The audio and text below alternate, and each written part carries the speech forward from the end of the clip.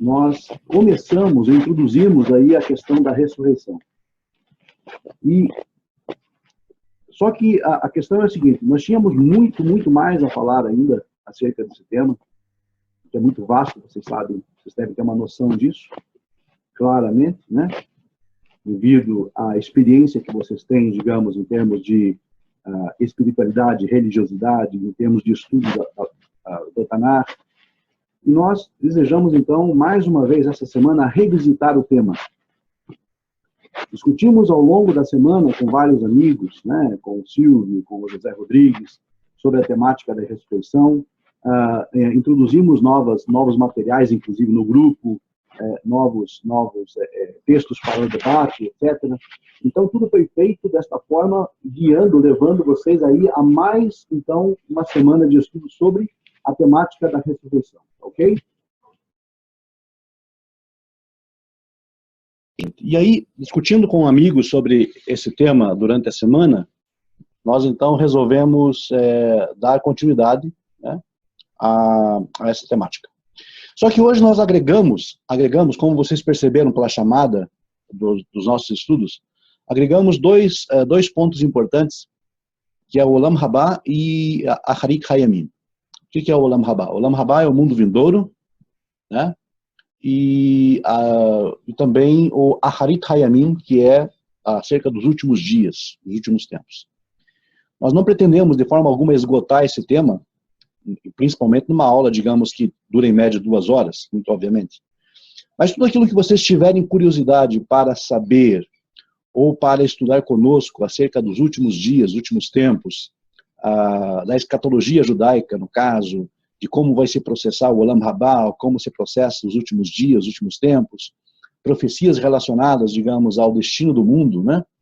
O que vai acontecer no futuro, etc. Aquelas coisas que normalmente as pessoas têm muita curiosidade de saber. É claro, é bom sempre frisar isso, que a Torá, o Tanakh, muito do que, digamos, vai ainda se processar no futuro, nós não temos uma elucidação, algo claro, distinto, mas nós temos linhas mestras, linhas básicas que podem, digamos, conduzir a uma boa percepção do que está por vir, né? A profecia está aí para isso. É para isso que serve a profecia, muito obviamente. Mas, retomando o tema básico da ressurreição, eu gostaria, digamos, primeiramente, de analisar com vocês algumas passagens ou alguns textos que, de certa forma, lidam com a questão da ressurreição. Mas não sem antes, digamos, elaborar um pouquinho sobre o tema, um pouquinho mais de forma mais aprofundada sobre o tema, porque é de fundamental importância você estabelecer as bases primeiro, para depois, então, claro, construir o seu edifício. Então, façamos o seguinte: eu vou passar, então, para a palestra do dia, ou a introdução ao tema, e depois nós trabalharemos especificamente com as passagens que lidam com a ressurreição. Então, é sabido que, no caso, o povo judeu, o povo hebreu, né, também, assim como todos os povos do mundo, tem uma série de crenças relacionadas ao pós-morte. Nós vemos, por exemplo, no antigo Médio Oriente, as nações desenvolvendo credos, desenvolvendo dogmas, crenças acerca do que aconteceria após a morte. E de acordo com a Bíblia hebraica, de acordo com o Tanakh, nós vemos, na maioria dos casos, notificações sobre os mortos, como eles descem, por exemplo, para aquele local, para aquela condição que é chamada de Sheol. E ali, então, a alma passa a ter uma existência totalmente inerte, ou seja, sem nenhum tipo de atividade. O Tanakh deixa claro que na morte não há atividade alguma. Tanakh deixa claro que na morte não há nenhum tipo de indústria, nenhum tipo de preocupação, nenhum tipo de ciência. Ou seja, digamos, a total inconsciência quanto à questão, digamos, física, quanto à questão matéria. Ou seja, o corpo, estando morto, ele de fato perde todo o contato com o mundo acima. Mas nós percebemos que há alguns textos, por exemplo, que relatam acerca de Enoque e Elias, como duas pessoas que não provaram a morte.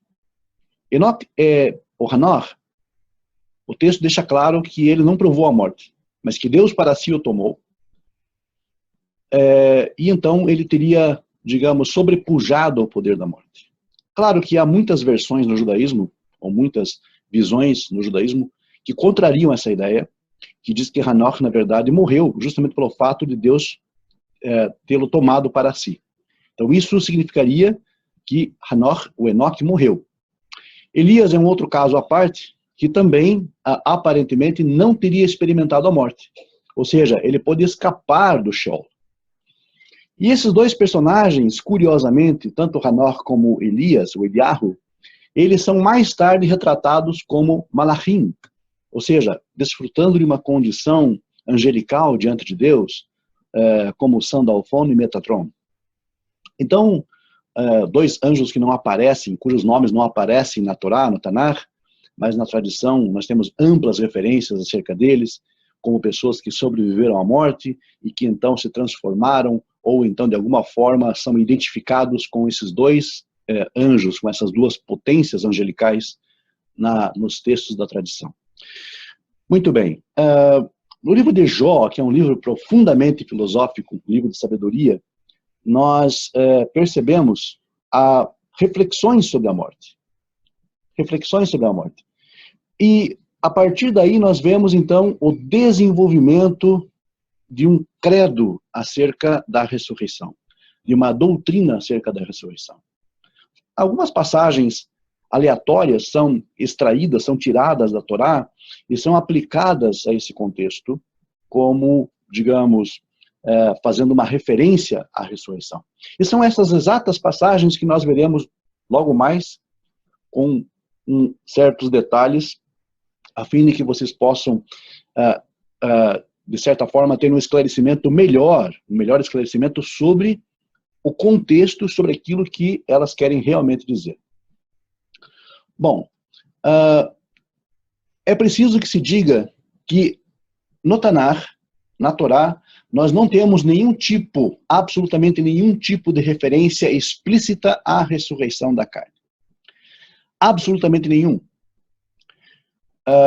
Nós temos apenas certas alusões, o que nós chamamos em hebraico de remes, uma alusão a algo que, digamos, de certa forma, se parece com aquilo que nós entendemos como ressurreição da carne.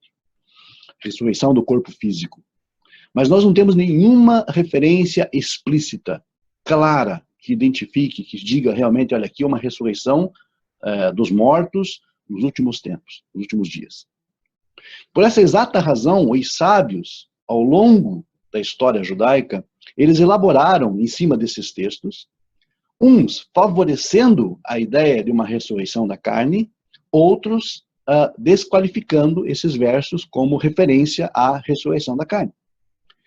Então, é preciso que se diga que, embora hoje nós tenhamos, entre os 13 princípios da fé judaica, incluída a ressurreição, é preciso que se entenda que essa visão não é necessariamente uma visão, não foi uma visão necessariamente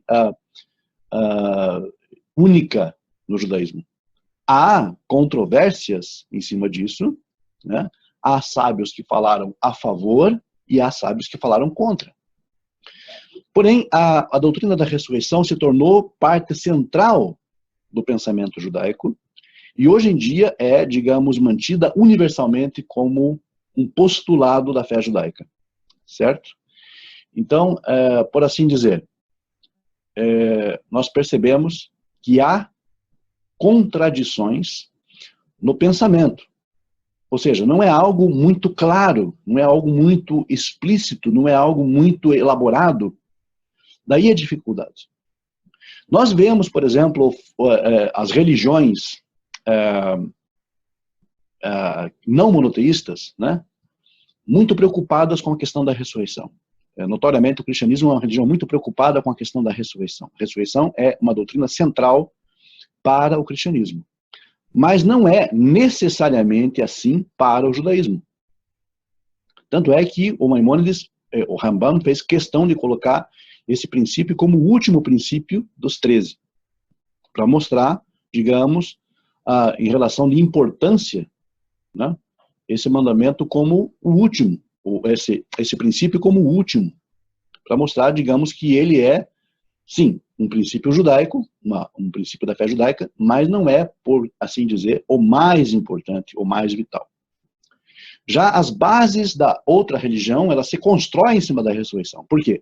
Porque ela teve um Messias que morreu e ela precisa focar na ideia da ressurreição para que se estabeleça.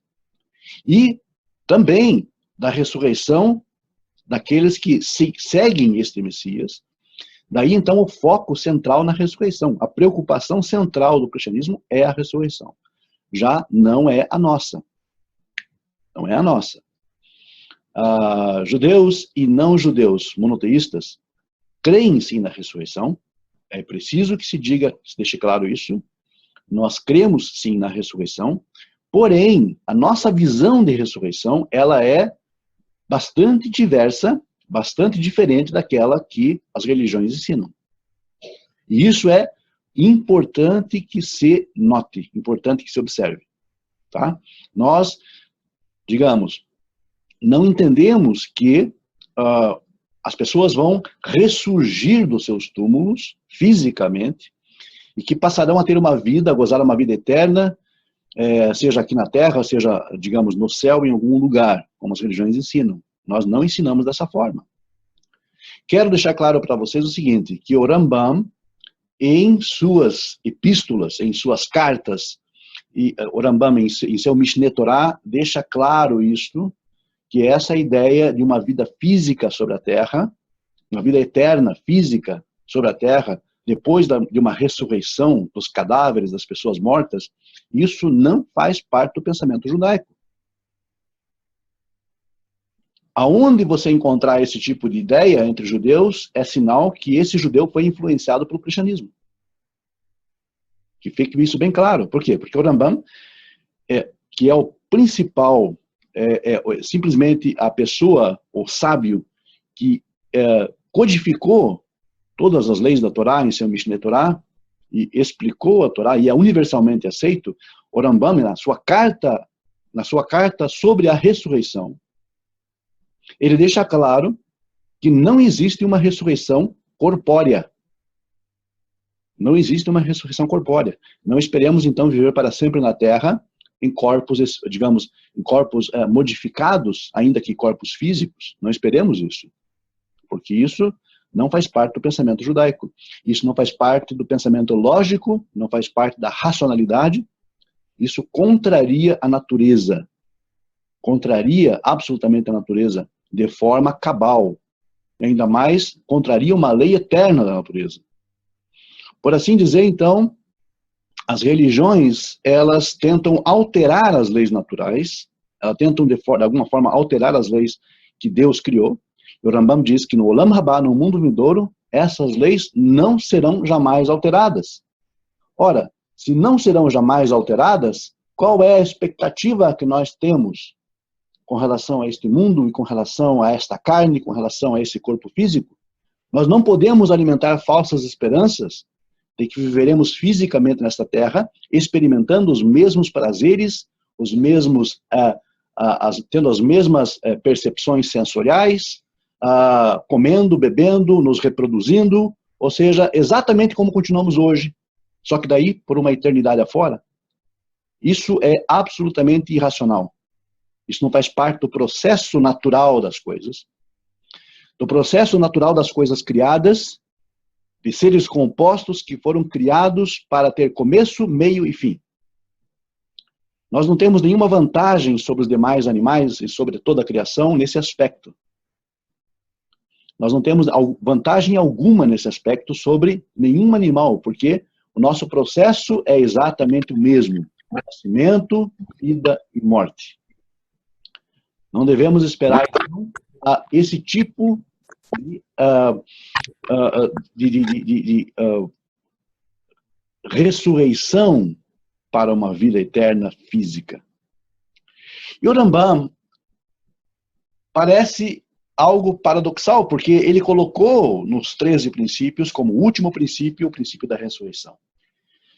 Se o Rambam não entende assim, então por que ele colocou esse princípio da ressurreição? Porque, obviamente, faz parte do pensamento judaico, faz parte do pensamento da Torá. Mas de que forma esse pensamento faz parte? Como isso se processa? Nós já tivemos um prenúncio na aula passada, vocês lembram muito bem. E como o Rambam interpretava a ideia da ressurreição. Vocês lembram? Quem participou lembra muito bem disso. E agora eu vou, então, começar a abrir essa questão, mostrando para vocês onde basicamente o Rambam menciona essa questão e como ele elabora o tema, certo? Bom, mas antes disso, é importante que se observe também um outro ponto que seria aqui, digamos, crucial. A doutrina da ressurreição da carne, tal como nós encontramos hoje, desenvolvida nas religiões, minha gente, ela se desenvolve no período posterior ao exílio babilônico, num período um tanto quanto controverso da história judaica, aonde surgem os chamados apocalipses extracanônicos, ou seja, os livros de revelação fora do cânon, os chamados apócrifos. Então nós temos aí uma ampla quantidade, muitos livros que surgiram nessa época do pensamento judaico, mesclado um pouco com o pensamento helenista, como, por exemplo, o livro de Enoch, o livro de Hanoch.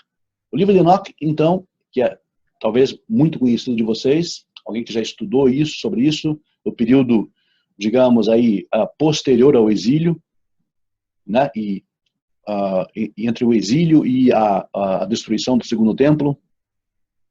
Surgiram, então, nessa época, muitos e muitos livros que tratavam desses temas da ressurreição. E esse tema da ressurreição da carne, curiosamente, ele surge no mesmo momento histórico em que a esperança messiânica floresce em Israel. E quando que a esperança messiânica floresce em Israel? Justamente no período pós-exílico. No período pós-exílico é que a ideia do Mashiach veio e se formou como um todo. Aí as pessoas começaram a falar do Mashiach porque estavam sob a opressão do domínio grego, posteriormente do domínio romano, e a ideia do Mashiach cristalizou-se. E junto com a ideia do Mashiach também veio a ideia de uma ressurreição da carne. Por que a ideia da ressurreição da carne?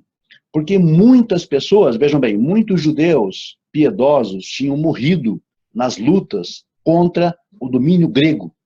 Muitos judeus morreram na luta contra a opressão dos romanos.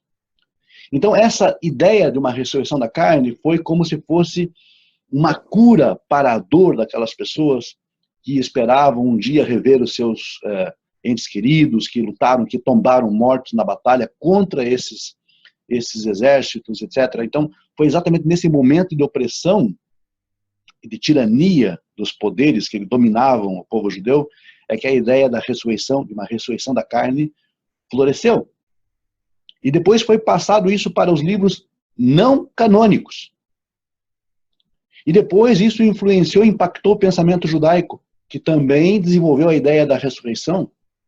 Aí veio o Rambam e colocou as coisas nos seus devidos lugares. Nos seus devidos lugares. Ou seja, explicando o que é a ideia, qual é a ideia central de ressurreição. Tá? Então, você já tem aí mais ou menos um histórico da doutrina da ressurreição. E há um debate amplo também se é entre os judeus, se essa doutrina da ressurreição seria uma doutrina universal ou se ela seria uma doutrina apenas nacional. Explicando, há um debate sobre a questão da ressurreição, se ela seria para todas as pessoas ou se ela seria apenas a nível nacional, apenas em relação ao povo judeu. Esse debate existe. Já falei também que é parte da esperança messiânica. Esse dogma, essa doutrina é parte da esperança messiânica.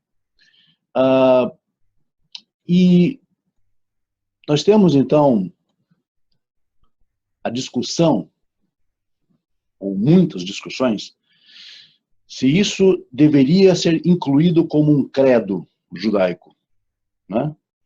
E nós temos aí opiniões a favor e opiniões contrárias. Muito bem. Nós percebemos que, de alguma forma, a doutrina ela entra no pensamento judaico e ela está presente, inclusive, na própria liturgia judaica. Na oração da manhã dos judeus, ou numa das orações da manhã, chamada Elohai Neshama, que é parte da Amidah, ou Shmon Esrei, há, então, menção à ressurreição. E também nos serviços funerais que os judeus executam, também existe a menção da ressurreição. Como eu falei, é como se fosse um remédio para esta dor da morte, que as pessoas gostariam de ver os seus entes queridos, etc. Novamente.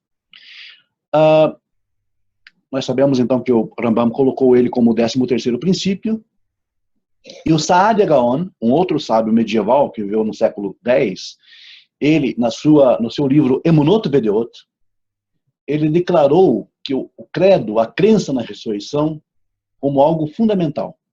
Porém, o Hasdai Crescas, que é um outro sábio, declarou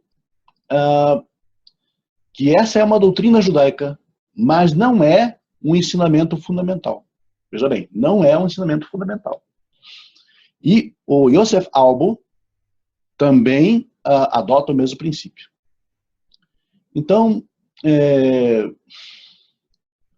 aí tem um debate sobre a questão da ressurreição, se ela é apenas para os justos ou apenas para os ímpios, etc. O Rambam diz que a ressurreição, seja ela como for, como ela se processe, né, ela será apenas para os tzadikim, apenas para os justos. Né? Nós sabemos já um pouco do pensamento do Rambam, a partir da aula da semana passada. Então, vocês talvez não tenham tanta dificuldade de entender isso agora, certo?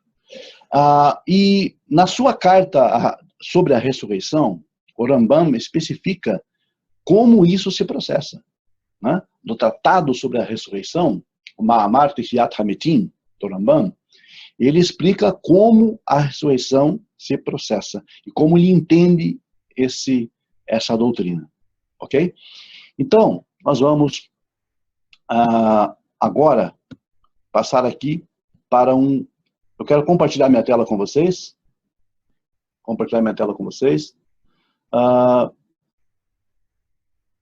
Fazendo com que vocês enxerguem aqui, no caso, possam ter acesso ao texto em si. Né? Deixa eu ver aqui. Vamos compartilhar.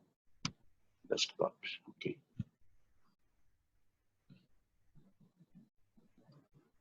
Se puderem me dizer, por favor, se estão vendo a minha tela.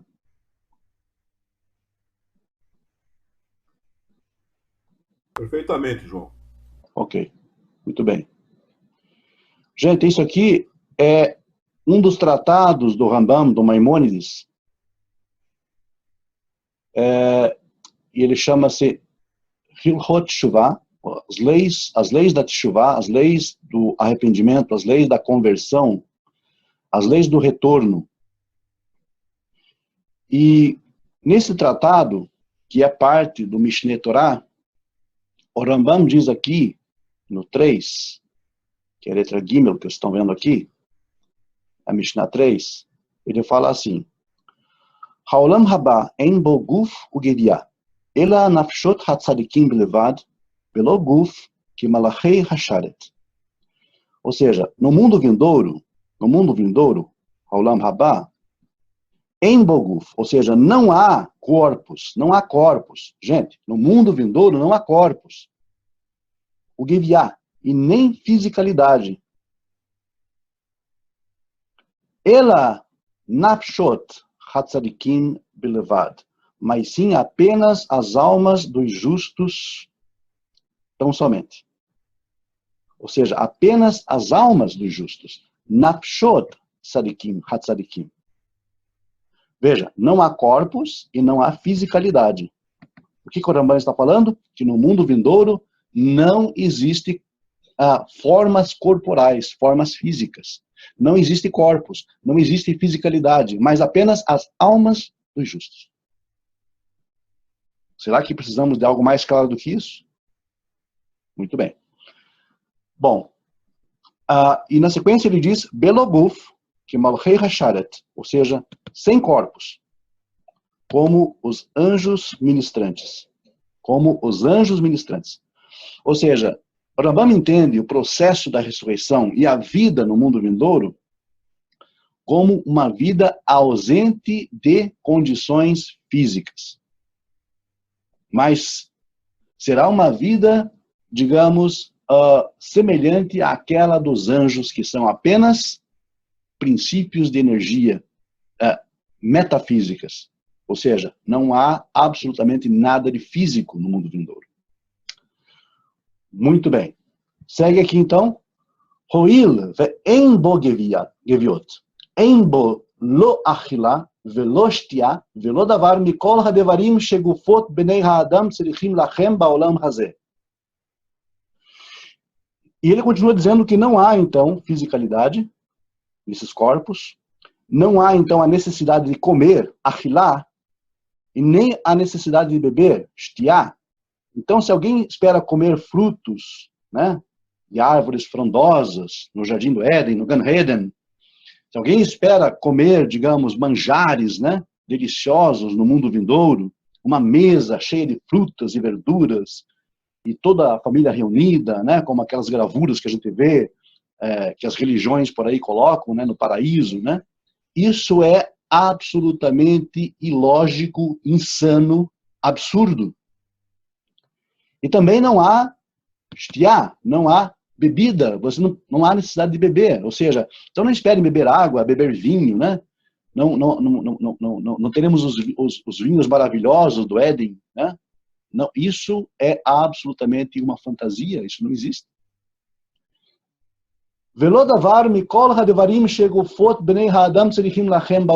E nenhum tipo de coisa que os corpos dos seres humanos precisem neste mundo. Nada. Não precisamos nem entrar nos detalhes. Absolutamente nada do que você faz nesse mundo físico será no mundo vindouro.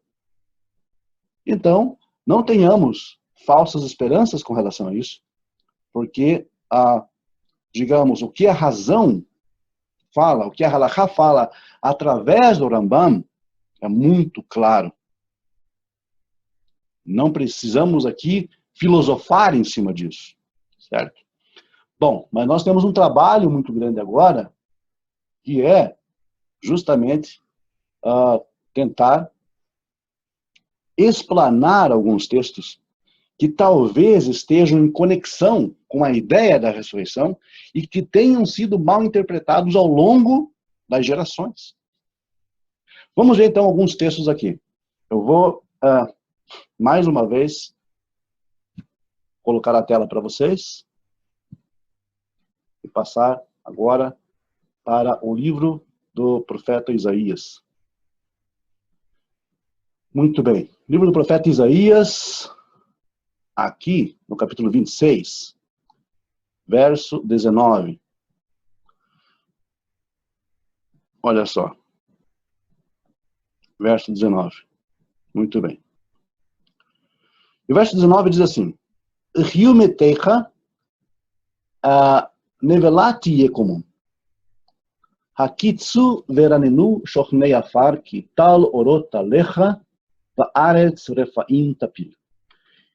Eu só quero focar na primeira frase, que é Riu metecha nevelati yekomum. Ou seja, os teus mortos viverão e os corpos mortos se levantarão. Ora, quando você lê uma passagem como essa, de Isaías 26, 19, o que você vê aqui? Você vê uma ideia de ressurreição. Mas, será que é isso mesmo que o profeta Yeshayahu quer dizer? Será que é isso que ele está querendo dizer? Precisamos, então, agora averiguar isso de forma clara. Né? Vamos ver se é exatamente isso que ele está querendo dizer. Bom, 26, 19 de Isaías fala sobre mortos, os teus mortos viverão. Mas se você analisar o capítulo desde o início, se você abrir o capítulo 26 de Isaías desde o início, você vai ver que o contexto do capítulo de Isaías 26 diz respeito à reestruturação, à restauração do povo judeu. A restauração do povo judeu. Pode ler, desde o verso 1. Verso 1 diz, naquele dia um cântico será cantado na terra de Judá. Nós temos uma cidade forte, de paredes, de muralhas, que ele apontou para a salvação. Ou seja, fala-se de um cântico que será cantado na terra de Judá. Abre as tuas portas para que a nação justa, que guarda a fidelidade, possa entrar. Então nós temos aqui todo o contexto, falando sobre a restauração de Israel. Digamos, como seria o ideal do Israel restaurado. Fala-se então, no verso 7, sobre aplainar o caminho para o justo. Fala-se ainda, no verso 10, que o ímpio, ele não aprenderá a justiça. Ou seja, é uma ideia do juízo contra o ímpio e do favorecimento ao justo. Então, no verso 12, fala que o Eterno estabelecerá a paz para nós. Adonai tishpot shalom lanu. Ou seja, ele estabelecerá a paz para nós. No verso 13, diz o seguinte, Adonai Eloheinu, bealunu adonim zulaterra. Ou seja, ó Eterno Deus, sobre nós há outros senhores, outros domínios, ou seja, povos estrangeiros que estavam dominando os judeus. E aí então nós vemos no verso 14 que os mortos desses povos não se levantariam.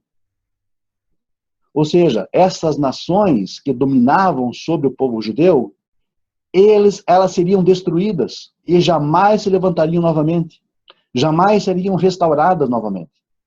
Não tem a promessa de que Babilônia seria destruída pelo Eterno e jamais seria reconstruída? Sim. Temos tantas outras nações que dominaram sobre os judeus e que Deus promete destruí-las e jamais seriam reconstruídas. É exatamente isso que o verso está querendo dizer. Os teus mortos não se levantarão, ou seja, a tua nação jamais será restaurada.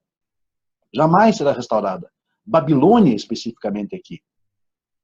Por quê? Lembre-se que Isaías vivia na iminência do desastre nacional. Desastre que foi trazido por Nebuchadnezzar, ou Nabucodonosor, o rei que invadiu Judá e levou o povo judeu em cativeiro. Então Isaías vivia na iminência desse acontecimento.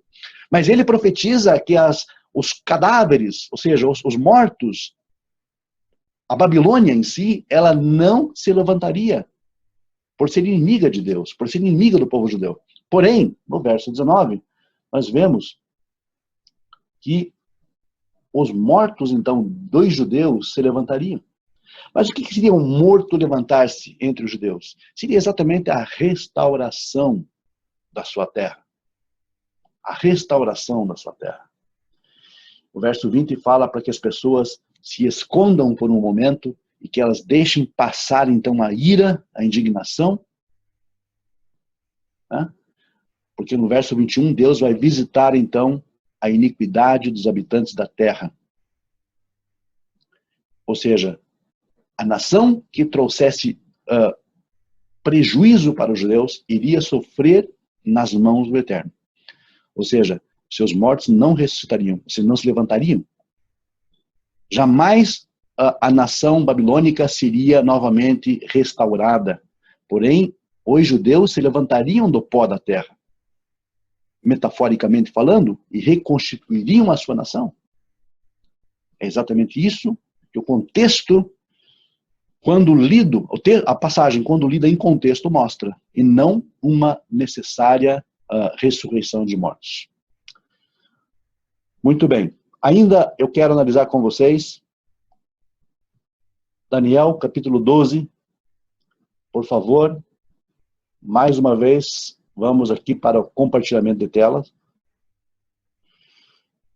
Vejam, Daniel, capítulo 12, verso 1, que é o texto talvez central, muito usado, né, para digamos, a defesa de uma ressurreição da carne. Diz o texto assim: Uvaet hachi ya'amod Michael Hassar Hagadol ha'omed al bnei amecha ve'ayeta et tzara asher lo nihieta mihiot goi ad ha'et hachi uvaet hachi imalet amcha kol hanimtza katuv basefer. Ou seja, naquele tempo se levantará Miguel, o grande príncipe, que se levanta pelos filhos do teu povo, e haverá um tempo de angústia tal como nunca houve, desde que houve nação sobre a terra. Desde aquele tempo. E naquele tempo o teu povo será salvo. Todo aquele que se achar escrito no livro, todo aquele que se achar escrito no livro. Kol hanimtza katuv basefer. Muito bem. Quem seria salvo então? O povo de Daniel. Ou seja, algo nacional. Não tem um contexto aqui, não tem um contexto universal, gente. O texto é claro, teu povo. Verso 2. Verabim mieshnei adamat afar yakitsu. Ou seja, e muitos dos que dormem no pó da terra acordarão, despertarão. Ele lechayei haolam, lechayei olam, ve ele la harafot lider om olam. Ou seja, estes, alguns para a vida eterna e outros para a vergonha e para o desprezo eterno.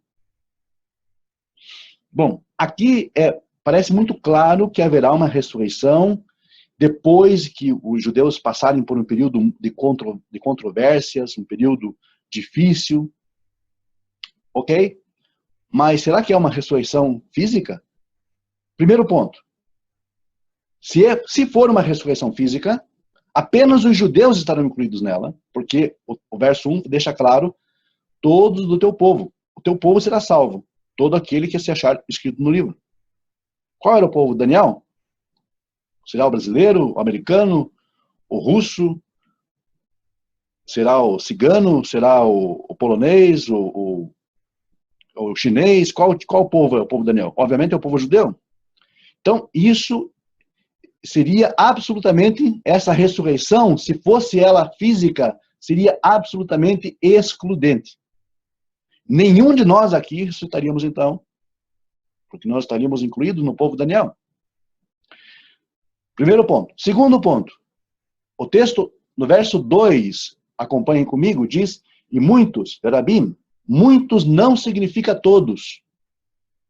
Também mais um motivo excludente. Os que dormem no pó da terra despertarão. Ou seja, muitos despertarão. Veja, interessante. Uns para a vida, vamos traduzir como vida eterna, Hayei Olam, ok? E outros para a vergonha e o desprezo eterno. Então, o que Daniel quer dizer aqui?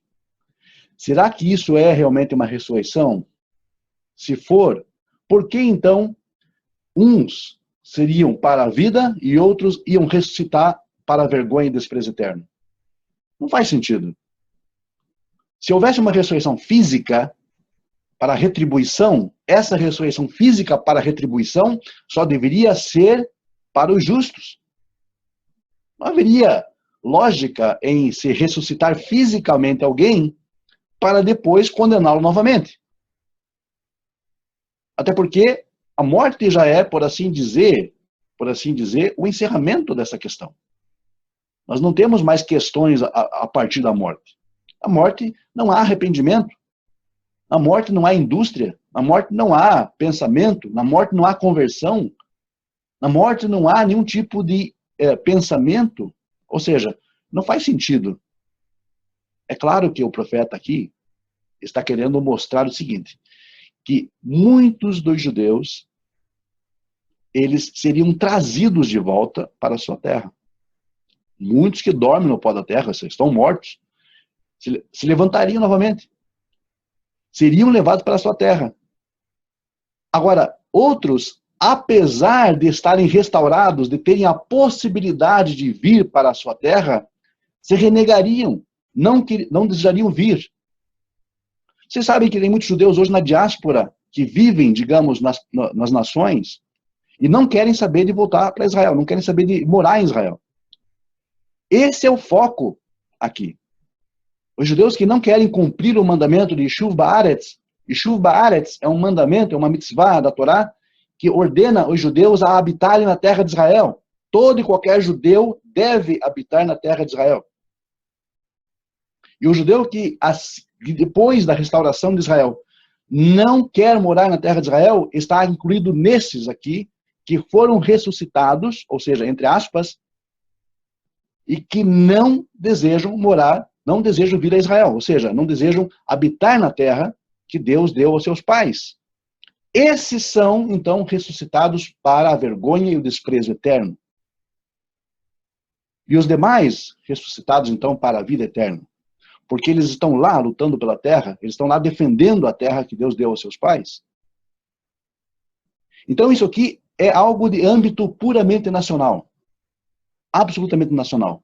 O verso 1 mostra um grande aperto sobre Israel no fim dos dias, no fim dos tempos, e que então eles seriam libertados. Ou seja, aqui nós vemos o cumprimento profético disso a partir do ano de 1947, quando Israel passa a ser nação. No ano seguinte, em 48, passa a ser nação. E aí então há essa liberdade, há essa possibilidade de ir e cumprir o mandamento de Yishuv Ba'aretz, mas muitos não querem. Os que foram cumprir o mandamento de Yishuv Ba'aretz, esses então são contados como se tivessem uma vida eterna. Lechai Olam. Uma vida em conformidade com a vontade de Deus é uma vida eterna. Uma vida que contraria os princípios de Deus é uma vida para a vergonha e o desprezo eterno. Absolutamente simples. E Olam não significa necessariamente fim de dia, sem fim de dias. Significa sem revogação. Sem revogação. As pessoas que servem a Deus, que fazem a sua vontade, têm uma vida sem revogação. Vida eterna, pode-se dizer, Hayei Olam, ok? Agora, os que fazem ao contrário têm uma vida de karafot, vergonha, Dir'on, desprezo para toda a eternidade, para sempre, sem revogação. Tão somente isso. Muito bem.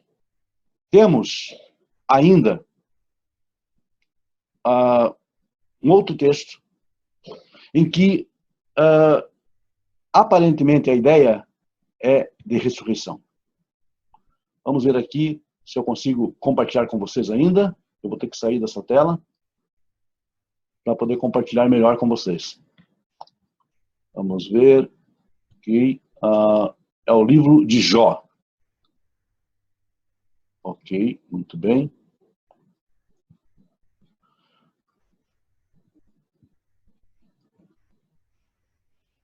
O livro de Jó, minha gente. Lá, deixa eu ver aqui, capítulo 19, exato.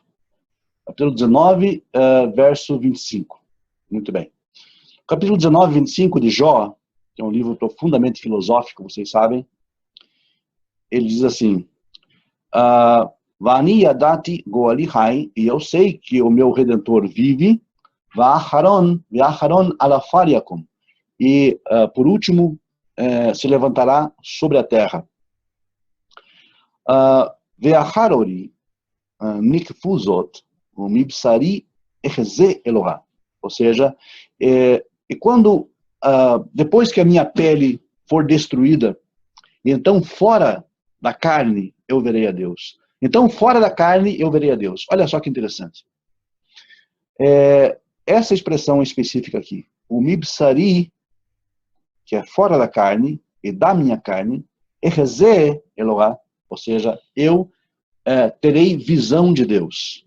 Eu contemplarei a Deus. Esse verbo aqui não é o verbo ver, é importante que se lembre disso, é o verbo contemplar. Contemplar, certo? É algo mais psicológico, mais mental, mais metafísico do que físico. Não temos aqui o roé. O roé é a ideia do ver fisicamente. Você contemplar com os sentidos. Aqui, erze, é contemplar com a mente, com a neshama, com a alma. Então, Jó está falando que não na carne dele, não no seu físico, jamais no seu físico, mas fora do seu físico, fora da sua carne, o mibsari, fora da minha carne, erze Eloá, ou seja, eu contemplarei Eloá, eu contemplarei a Deus. Não é ver no sentido dos sentidos físico, mas sim contemplar a Deus, fora da sua carne. Depois, mesmo que a sua pele estiver, ele diz, depois que a minha pele estiver destruída. Ou seja, ele está falando depois da morte. Depois da morte, então, fora da carne, ele contemplará a Deus. Veja, não é ver a Deus, é contemplar a Deus. Então nós temos aqui, seguramente no livro de Jó, algo muito claro de que não se processa uma ressurreição física, mas é uma ressurreição espiritual, em que fora do corpo você vai contemplar a Deus. Porque dentro do corpo, você hipoteticamente poderia apenas ver, mas ninguém vê a Deus. Então, meus amigos, o texto aqui é absolutamente claro quanto a isso. Eu creio que não existe nenhum tipo de dificuldade para que se entenda, certo? Então, esse primeiro módulo, essa exposição, eu fecho desta forma e agora abro espaço para que vocês possam comentar e que possam também se expressar e levantar as suas questões, tá ok? Vamos então, ordenadamente, então, passar para as questões. Fiquem, então, à vontade. A questão de Ezequiel também, 37, eu não sei se é 37, que fala do Vale dos Ossos Secos. Ali é a restauração do povo judeu também, né? Seria, né? Exato. Você pode ver, Zé, é o seguinte, que na sequência do próprio capítulo, você está com a tua Tanakh aí ou não? Não. Estamos com a... Tem uma Bíblia online aqui no celular. É 37? Então, veja lá, por favor, Ezequiel 37. Certo? Ok. Veja Ezequiel 37, por favor. Veio sobre mim a mão do Eterno, ele me levou pelo Espírito de Adonai e me deixou no meio de um vale que estava cheio de ossos. Me fez andar ao redor deles. Eram muito numerosos na superfície do vale e estavam sequíssimos. Tá ok. Vamos para o verso 11 e 12 direto? 11. Então me disse, filho do homem, esses ossos são toda a casa de Israel. Eis que dizem, os nossos ossos secarão, e pereceu a nossa esperança. Ótimo. A princípio, verso 11. Vamos analisar aqui então. A quem se refere? A casa de Israel. Ou seja, se aqui for uma ressurreição física, apenas Israel ressuscita. Ok? Se for física, apenas Israel ressuscita. Porque não está contado aqui nenhuma nação. Deixa claro o texto que é apenas a casa de Israel. Então, quem acredita que aqui é uma ressurreição física, deve entender também que apenas Israel ressuscita. Os goim, os gentios, nós, no caso, mesmo sendo noahides, um abraço para nós. Então, algo está aí já resolvido. Vamos na sequência, José, por favor, verso 12. Portanto, profetiza e diz, assim diz Adonai, eis que abrirei a vossa sepultura e vos farei sair dela, como meu, e vos trarei a terra de Israel. Ótimo. Perfeito. Então, o que é essa ressurreição? Deus iria abrir as sepulturas dos judeus, iria trazê-los à terra deles. Vem cá, irmão. não seria uma espécie de restauração do povo, não? Porque Sim, esse sim. Ezequiel aqui, o povo está bem exílio, não é isso? Sim, claro, claro. Então seria restauração, então, e não morto levantando, nada disso, mas restauração, né? Então, eu não sei como é que as pessoas conseguem ver uma ressurreição aí, porque está claro o texto. O texto fala que as sepulturas se abririam, é uma metáfora, claro, uma metáfora, uma alegoria. Tirar Israel da morte, o que é o exílio? O exílio, gente, é a morte. Tirar da morte e levar para a sua terra. E, mais uma vez, a ideia é apenas aos judeus. Ou seja, se a ressurreição aqui é física, então, pobres de nós não ressuscitaríamos jamais. Não é verdade? Oi. João, me diga uma coisa. Quer dizer o seguinte, todo judeu, seria isso que eu estou entendendo, posso entender assim, todo judeu que hoje está vivendo fora de Israel é como que ele tivesse morto. É isso aí? Exatamente. Exatamente. A ressurreição dele é voltar para Israel. Exato. E essa é a aplicação da ressurreição que a religião pegou e espiritualizou para uma vida. Exatamente. Exatamente. É o lógico. Na verdade, a Escritura nunca falou em ressurreição da carne. É o homem que acabou entendendo assim. Então, como fica ali este salmo, no caso, o que seria ali o justo ali de salmo, que herdarão a terra?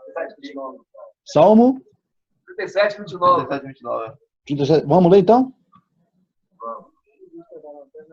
Então, nós, no caso, os judeus é o que estão mortos, então nós seríamos os justos, o que conhecido. Não, o judeu, quando está fora de Israel, isso, para Deus, ou seja, para a história, é como se tivesse morto. Mas o justo é que agora a gente se encaixa também. Não, o justo era a perna, ela habitava para sempre.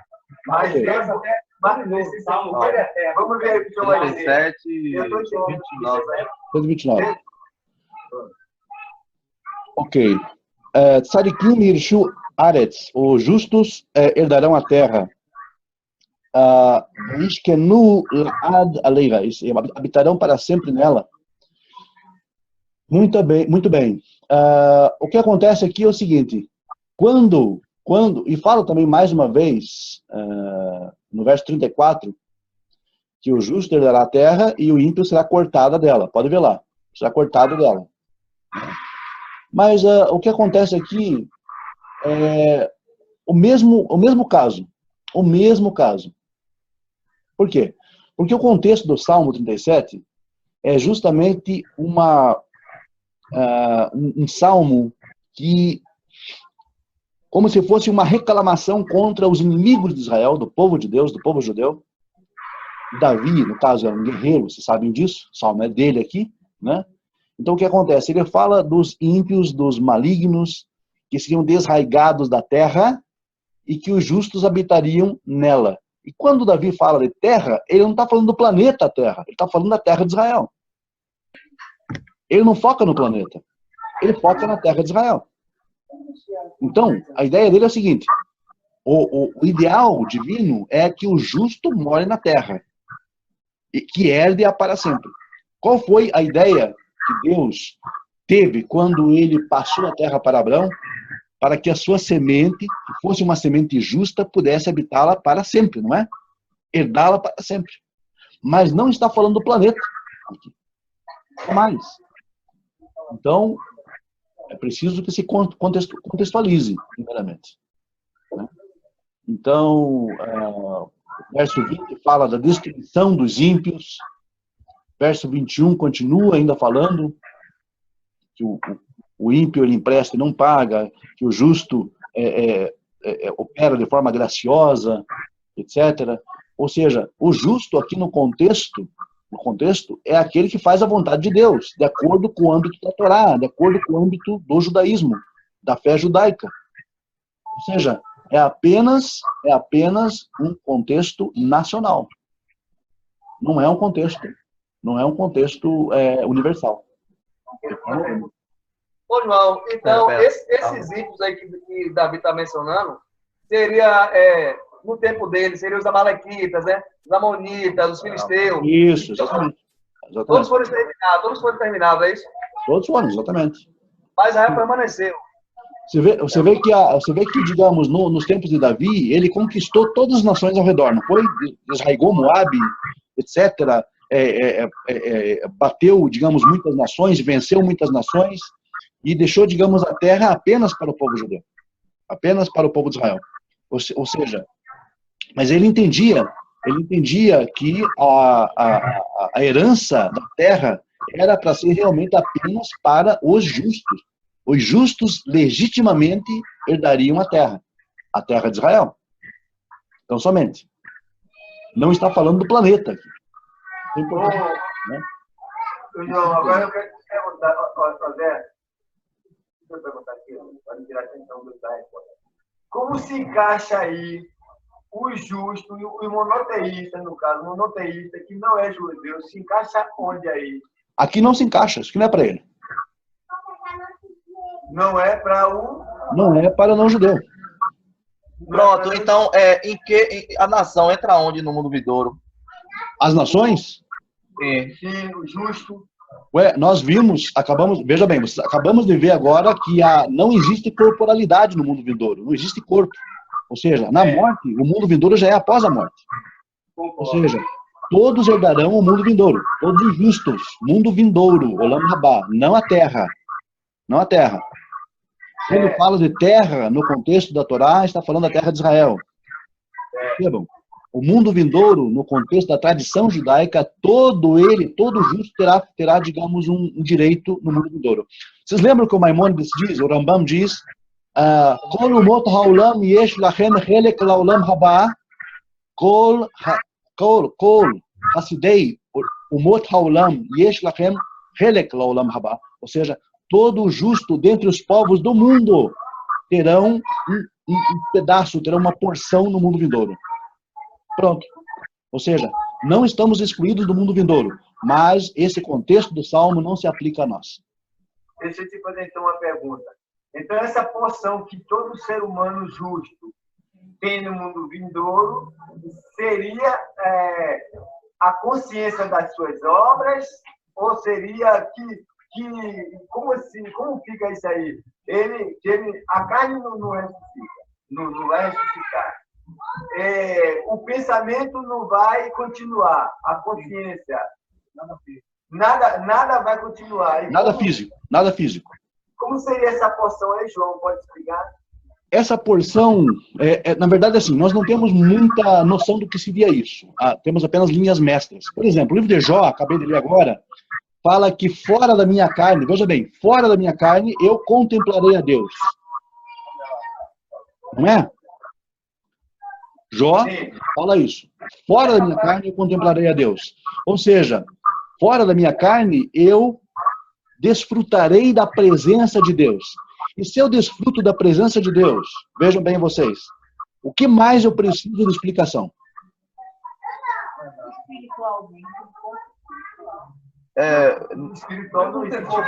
O que mais eu vou querer? O que mais eu vou querer? Se a minha busca aqui, veja bem, se a minha busca aqui nessa terra, a vida toda tem sido desfrutada da presença de Deus. E se Jó fala que fora da minha carne é a única condição que eu posso contemplar a Deus, o que eu espero mais? O que mais eu quero? O que mais eu quero saber que lá eu vou ter a oportunidade de contemplar a Deus.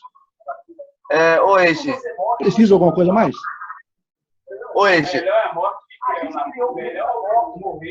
Né? Agora, fisicamente eu posso contemplar a Deus? Fisicamente eu posso ter noção de Deus? Claro que não, jamais. Jamais teremos noção exata do que Deus é. Jamais teremos gozo na presença dele.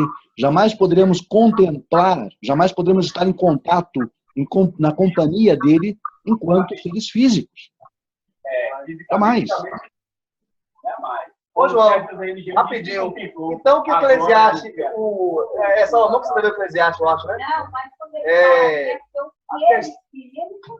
Tá ouvindo, Anjo? Ouvindo. A questão que Eclesiastes diz ali, a hora da morte é melhor do que a hora da vida, porque o João explicou aí que quando a gente morrer, né, nós iremos contemplar o eterno. Então, seria melhor que essa parte física nossa, que nós estamos em busca.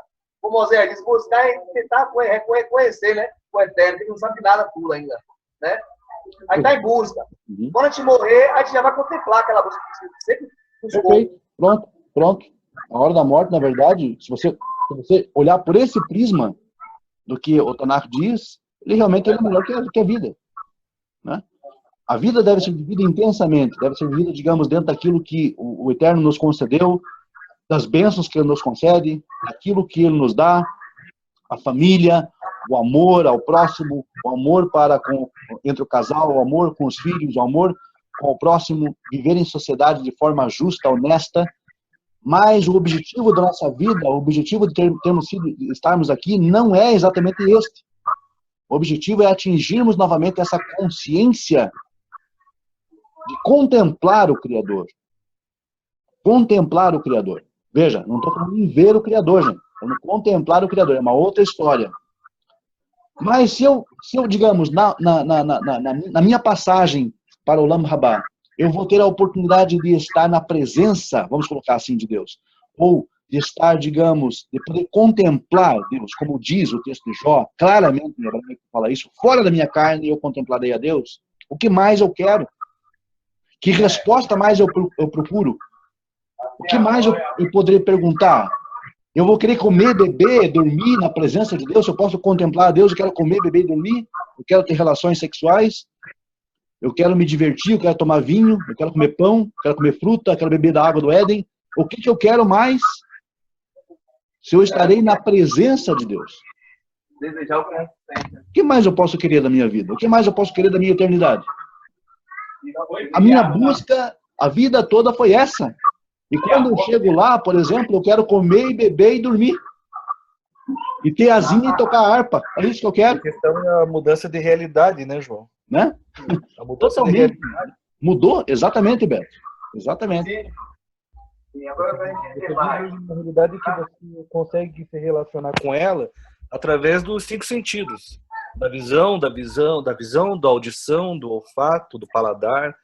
E quando você vai para o plano metafísico, você não sabe ainda quais serão os sentidos que se relacionarão com aquela outra realidade.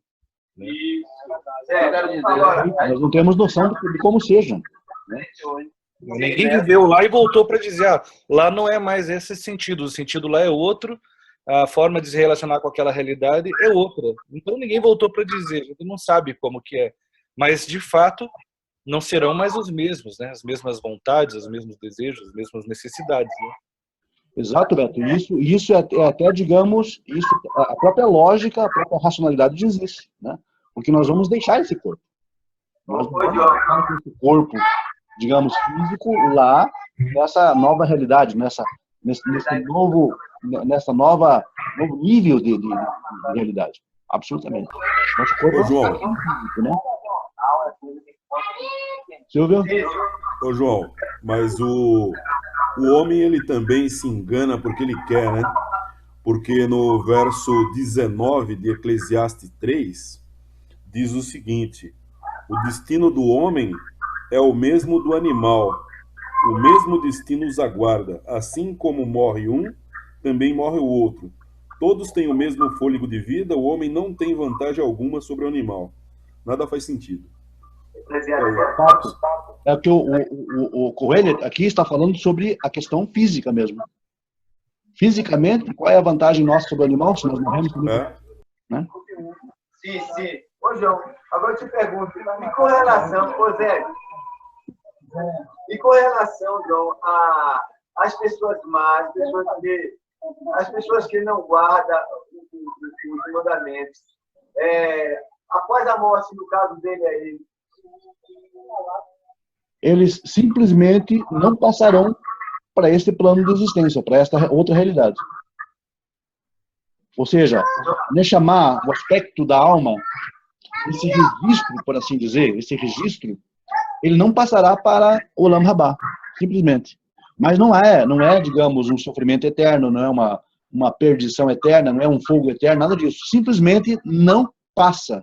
Simplesmente deleta a existência. Ou seja, aquela Neshama, ela está compuscada, ela está contaminada, ela não passa para esse plano, que é um plano sutil de realidade, é um plano purificado de realidade, onde a impureza não pode entrar, onde a maldade não pode entrar. E a impureza e a maldade não entrando lá é até um ato de misericórdia de Deus. Porque não existe uma convivência entre o puro e o impuro, entre o santo e o profano. Não existe uma convivência pacífica entre esses dois níveis. Ou seja, isso tem que acabar aqui. O ímpio, digamos, aquele que vive uma vida dissoluta, uma vida, digamos, de renegando a Deus, ou renegando a sua vontade, e fazendo o mal aqui, obviamente que a sua existência ela acaba aqui e agora. Ele não passa simplesmente para o Olam Rabá. Ou seja, é aquilo que a tradição judaica ensina a pessoas que não têm porção no mundo vindouro. Não tem porção no mundo vindouro. Não há porção para eles, não há uma parte no mundo vindouro. Acabou aqui, pronto. Morreu aqui, morreu para sempre, acabou. Não vai ficar cozinhando eternamente, não, né? Não vai ficar fritando, nada disso. Né? Por quê? Isso demonstra, na verdade, a justiça divina. Ou seja, não é aquele sofrimento eterno como descreve por aí, né? É um limbo, né? Um sofrimento eterno, etc. Isso é apenas uma fantasia criada para manipular os povos, manipular as nações, manipular os religiosos, as pessoas que estão envolvidas com a religião. Né? E diga-se de passagem que não precisa muita coisa nessas religiões para você fritar, né? Com pouca coisa você frita. Frita rapidinho. Deixa de pagar o dízimo que já frita. Viu, Eixe? Em outra reunião, a gente falando sobre ciência, a gente fala, né, que a ciência, ela ensina, né, que a Terra ela não vai durar para sempre, né? Então, essa aí é a explicação para o plano, né? O plano após esse nosso período. Sim. Que a gente conversando naquele dia, você falou que o Eterno, então, ia entrar com uma providência, não é isso? Exato. E essa explica, no caso, né? E essa providência, digamos, da criação, ela é exatamente dessa forma que se processa. As pessoas se ressentem, digamos, de que isso aqui um dia acabe. Isso aqui um dia vai acabar, obviamente. A Terra vai acabar um dia, o planeta Terra vai acabar, está com os dias contados, apesar que são milhões de anos. Mas é o simples fato de que tudo aquilo que tem um começo, tudo aquilo que foi criado, tem um princípio, meio e fim. Nada é eterno. Gente, porque se for eterno, então nós teremos duas divindades. Nós teremos Deus, o Criador, e teremos um outro Deus que foi criado por esse Deus maior. Qual seria o Deus maior? O eterno Criador. Qual seria o Deus menor? O universo que foi criado para ele para ficar para sempre. Não. Ou seja, talvez o universo se renove e reapareça outro universo, coisa parecida, sabe Deus o que vai acontecer com isso? Mas a matéria, ela é fadada ao fenecimento, ela vai fenecer, ela vai acabar. Um dia ela acaba. Ou seja, a forma da matéria, um dia ela acaba. E se acaba, de repente, transforma em outra coisa, sei lá. Esse planeta, de repente, vira pó e se transforma em outra coisa mais tarde. Não sabemos disso. Então, nós não podemos contar com isso. Nós não podemos contar que aqui é a realidade absoluta. Aqui é o que nós devemos, onde nós devemos ficar. E aqui nós devemos viver para sempre. Isso é uma fantasia descarada, uma mentira das religiões que visam, na verdade, dar, digamos assim, um docinho para os seus seguidores, para que eles entendam isso como um mérito para seguir os seus dogmas e as suas fantasias. Né? Infelizmente, assim Deus se apega a esses textos que não tem lógica. Né? Meu pai vivia o tempo todo, viu, João? Viu, João? Meu pai vivia o tempo todo pregando para meu tio e dizendo que meu tio aceitasse o cara lá de Roma para ir para o céu. Meu tio dizia para meu pai assim: tu vai para o céu da boca da onça. Aí meu pai dizia que era uma blasfêmia. Agora meu pai está dizendo, meu tio agora está pregando para meu pai aceitar o cara de Roma, mudou, entendeu? Aceitar o cara de Roma que meu pai vai para o céu. Meu pai está dizendo a ele que ele vai para o céu da boca da onça. Ele inverteu o quadro da porta. Porque meu pai vai monoteísta, né? Tá certo. E o Mashiach físico, agora essa questão de Mashiach físico ou uma era de Mashiach? Com tudo isso aí. Outro momento, Cleiton, vai falar sobre isso. Tá certo? Agora eu gostaria, Cleiton, que Alguém mais, por favor, alguma outra questão? Acho que é uma questão. Ele vai falar disso. Ele vai falar no Cleiton, por favor, você podia fechar o microfone agora? Porque agora aí. Só um minutinho. Ok, gente, alguém mais?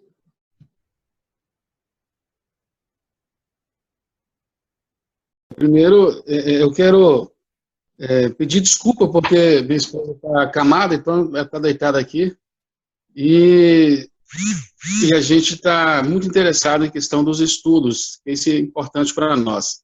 Mas a pergunta é a seguinte, você disse que Elias e até mesmo Enoque, eles foram transladados e assim automaticamente se transformaram em anjos. Existe algum livro, alguma referência que vai mostrar isso para a gente? Existe alguma matéria onde nós podemos estar pesquisando, até mesmo tem mãos para, às vezes, quando formos dar aulas, estar transferindo para essas pessoas? E uma outra coisa, por exemplo, na questão da ressurreição, aquelas pessoas que morreram sem conhecer o Eterno, e até mesmo o monoteísmo em si, como que seria o destino delas? Bom, essa última pergunta, no caso, Manuel, sim. Eu não sei se você ouviu bem a questão que nós falamos anteriormente ou não? Não, porque é o seguinte, hoje é eu que estou fazendo o almoço e o amor está pegando aqui as aulas e está ouvindo. Certo. E eu não consegui, assim, colocar o telefone da forma que vocês pedem. E eu não consegui receber o convite de vocês. Bem, Manuel, então é o seguinte, em resumo, nós falávamos aqui que o destino, por exemplo, dos não-judeus, e até mesmo dos judeus, será no mundo vindouro. O mundo vindouro é um mundo que não é um mundo físico. É um mundo onde apenas as almas, a Neshama, ou seja, vai sobreviver. Ou seja, não há uma experiência física no mundo vindouro. Não há comer, não há beber, por isso que até o Beto brincou aqui com relação à água, não há necessidade de água, né? Não há necessidade de repouso, ou seja, porque nós não estaremos em nossos corpos. Ou seja, se há uma ressurreição, essa é uma ressurreição apenas, digamos, restrito à questão da alma, que passará, digamos, a esse outro nível chamado Olam Rabá, e ali então desfrutaremos sempre da presença de Deus. Isso a nível apenas de alma, não de corpo físico, jamais, em tempo algum. Então, em resumo, seria isso. Depois, você pode até acrescentar mais alguma coisa, se você assim quiser. Nós temos, com relação a Elias, né? No caso, deixa eu ver aqui a referência que você falou. O Elias, na tradição judaica, é um personagem bastante controverso. Você já deve ter notado isso, né? Agora, o que acontece? Nós temos referências, por exemplo, no Talmud, várias referências no Talmud, que associam o profeta Elias, Eliyahu Hanavi, a um malach, né? A um anjo, digamos, posterior à sua ascensão. Só que o que nós... isso veja, entenda, isso é a percepção da tradição judaica.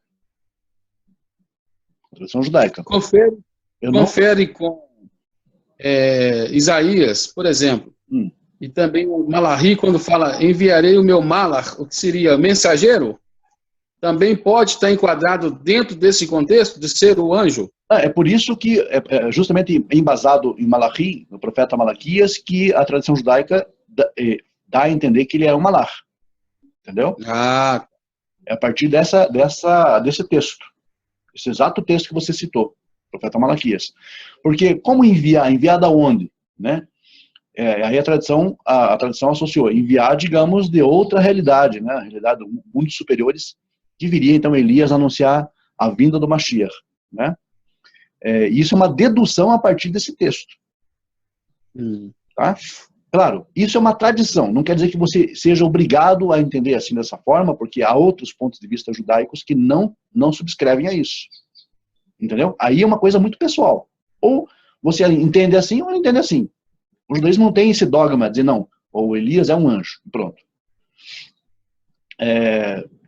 Eu entendo que há vários elementos que mostram, digamos, que Elias era uma pessoa muito especial. Ele não tem, digamos, uma origem clara. Os atos dele são os atos, digamos, bastante incomuns, né? E ele simplesmente desaparece. Ok? E esse desaparecimento súbito de Elias é que, digamos, permeou o pensamento judaico e fez com que a tradição elaborasse em cima dessa ideia, né? De que ele, então, seria Malach. Né? Malach. Ou Sandalfon. Se você procurar, digamos, uma referência sobre o anjo Sandalfon, você talvez encontre uma referência a Elias. Elias é o Sandalfon da tradição judaica. E Enoque é outro que também teria sido levado. O Rashi parece que não concorda com essa ideia, o Rashi, mas teria sido levado, Hanor, ou Enoque, e então ele teria se transformado, ou seria, digamos, incorporado a Metatron, que é o anjo, príncipe da face, na tradição judaica, o escriba celestial. Nesse caso aí, os dois, eles estão vivos, eles não morreram, né? Porque existe uma coisa... Repito, Manuel, essa é uma posição da tradição judaica. Eu não posso dizer para você, eles estão vivos ou eles estão mortos. Entendeu? Nós não podemos dizer isso. Estão vivos ou estão mortos. É explicar a posição judaica. A posição judaica, digamos, a posição judaica majoritária entende que ambos estão vivos. Que ambos são malachim. Entendeu? Mas isso não quer dizer, isso não é um fato. Não posso dizer que isso é um fato. Entendeu? Porque não há como provar isso. Isso é uma tradição judaica. Perfeito. Certo? A pergunta é mesmo. Como tem tantas, vou passar para ela. Tantas outras. Cleiton, você pode fechar o microfone, por favor? Oi.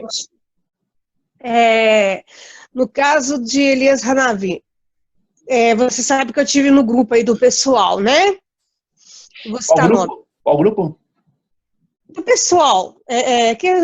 Pessoal? Do Giovanni, Eduardo, né? Ah, sim. Certo? E eles falaram que Elias Hanavi, ele será o antecessor de Mashiach. Isso confere? A tradição judaica diz que ele será exatamente o precursor, o antecessor do Mashiach, virá antes do Mashiach. Isso confere, sem dúvida. Repito, como isso vai se dar, como vai ser isso, se é uma pessoa que vai vir, se é uma ideia, se é um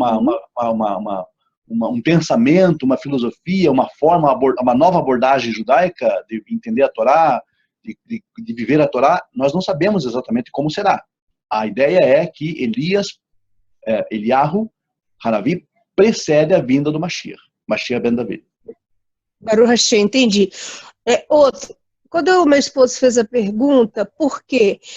De pessoas que não tiveram monoteísta e tal, vou voltar a isso aí, e que não tiveram a oportunidade, né, de conhecer verdadeiramente o Eterno, tipo assim, na idade das trevas, né, que é a Idade Média, né? A alma dessas pessoas, como elas vão ficar na ressurreição, no mundo vindouro, no Olam Rabá? Aliás, né? Quando a gente morre, a gente já vai para o Olam Rabá, não é isso? O que a tradição ensina é exatamente isso. Se a sua vida física já começa para você o Olam Rabá. O Olam Rabá é um mundo que está sempre vindo, não é um mundo vindouro. É um mundo, a gente traduz como mundo vindouro porque é uma forma de, digamos, escatológica, dizer o mundo vindouro. Mas, na verdade, se eu falar o mundo vindouro em hebraico, fica Olam Hayavó. E não o Olam Rabá. O Olam Rabá é o mundo que vem, o mundo que está sempre vindo, é contínuo. Ou seja, por quê? Porque na morte acontece essa transição para esse outro mundo, né? Verdade. Além que nós dizemos na tradição popular, né? E o que acontece então é o seguinte: as pessoas que não tiveram acesso a esse conhecimento, conhecimento literário do monoteísmo, né? Educacional, certo? Do monoteísmo, através da Torá, etc. Torá escrita, da Torá tal qual nós a conhecemos. Deus não vai julgar as pessoas, Deus jamais julga as pessoas pelas suas crenças, pela forma como elas se expressam em suas crenças, mas sim pela forma pela qual elas vivem. Ou seja, você para que serve, digamos, isso que nós estamos fazendo aqui? Para que serve o estudo da Torá?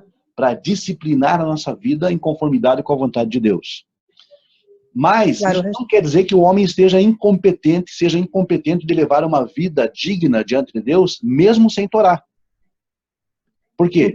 Existe o que nós chamamos de Torá natural. É a Torá que foi implantada em nós, que a Torá é eterna. A Torá, ela não é os 5 livros de Moisés. A Torá, ela, por assim dizer, ela se materializou, vamos colocar assim, nos 5 livros de Moisés. Mas ela precede até a criação.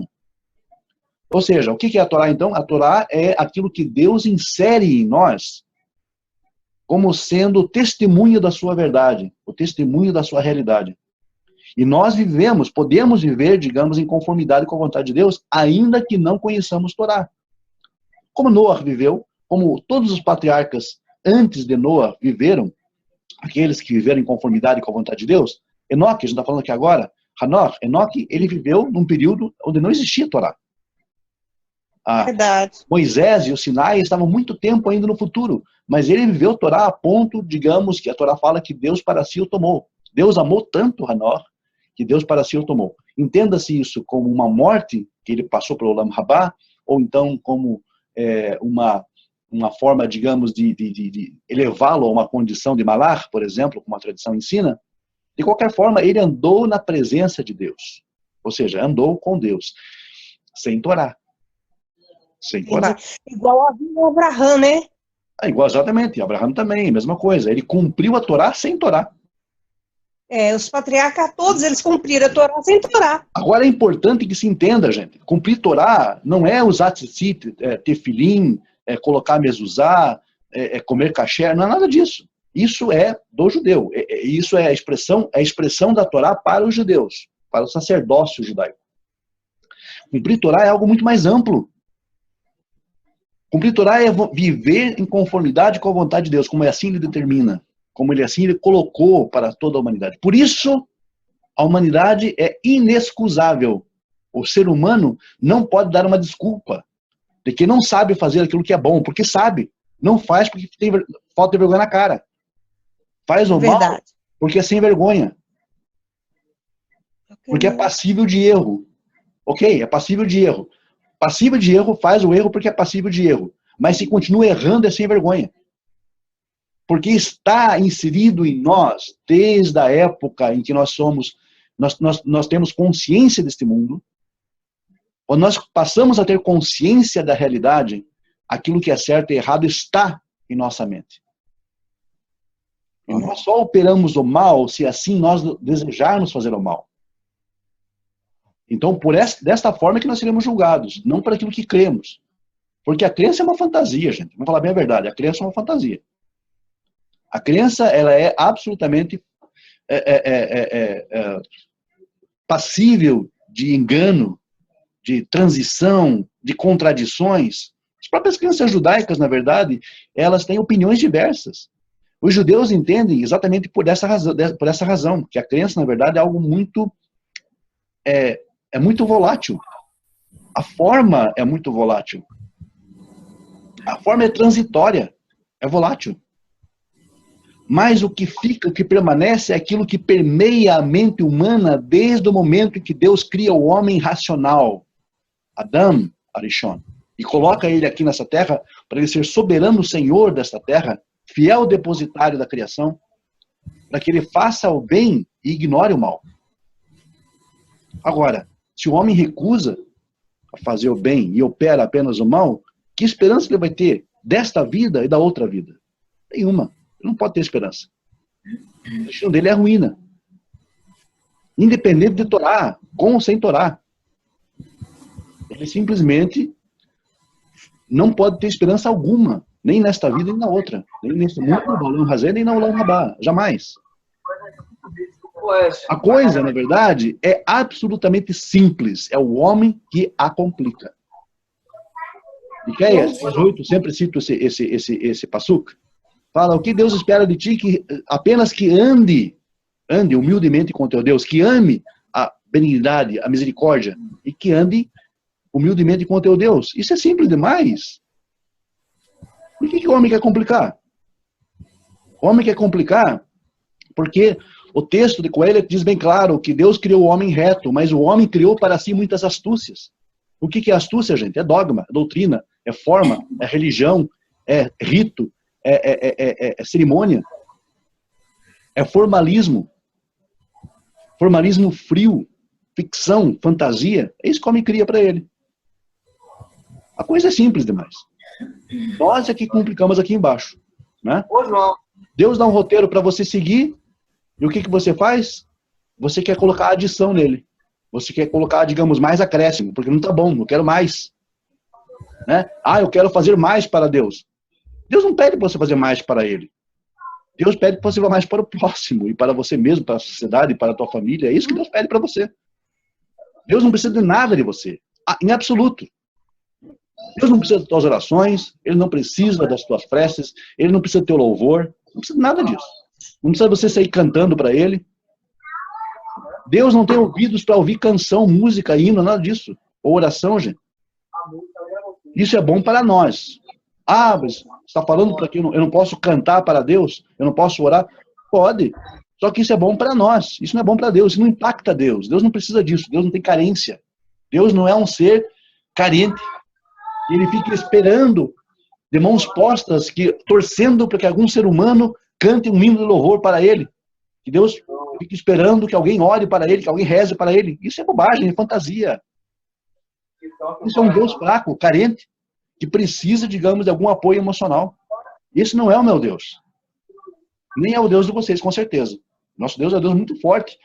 É um Deus muito amplo, maior do que isso tudo. Um Deus que não tem carência. Então, pensem nisso, reflitam nisso.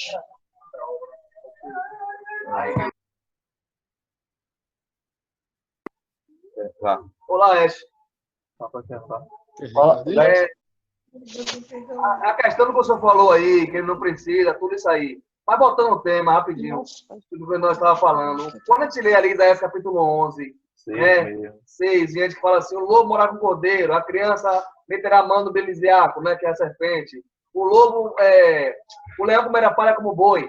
Não se fará dano em todo o meu santo monte, porque toda a terra se encherá conhecimento do Senhor quando ela sobre o mar.